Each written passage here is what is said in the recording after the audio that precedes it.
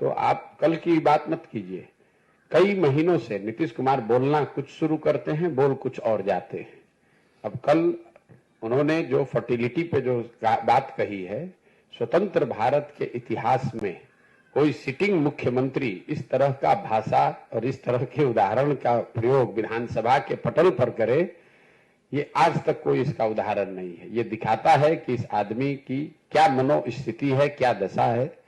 या तो उनको समझ नहीं है या डिल्यूजनल हो गए हैं। मैं अंग्रेजी में रोज कहता हूं डिल्यूजनल हो गए हैं, उनको समझ में नहीं आ रहा कि हम बोल क्या रहे हैं और पूरी जनता हंस रही है। अब उनके राजनीति का अंतिम दौर चल रहा है। 2, 4, 5, 6 महीना जितना दिन खींच कर चल ले, इसके आगे अब चलने वाले नहीं है। पूरे बिहार की जनता रोज देख रही है, सिर्फ एक बयान का मतलब नहीं है। उनकी असंवेदनशीलता, उनकी राजनीतिक हाराकिरी, कभी उलट के दाएं कभी उलट के बाएं।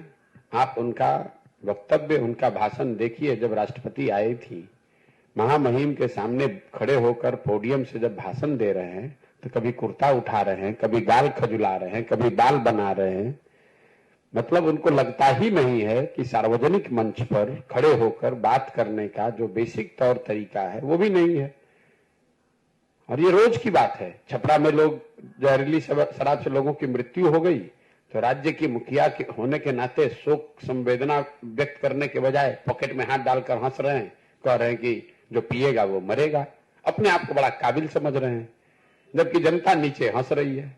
हर गांव में, हर घर में थू थू हो रहा है नीतीश कुमार के नाम पर।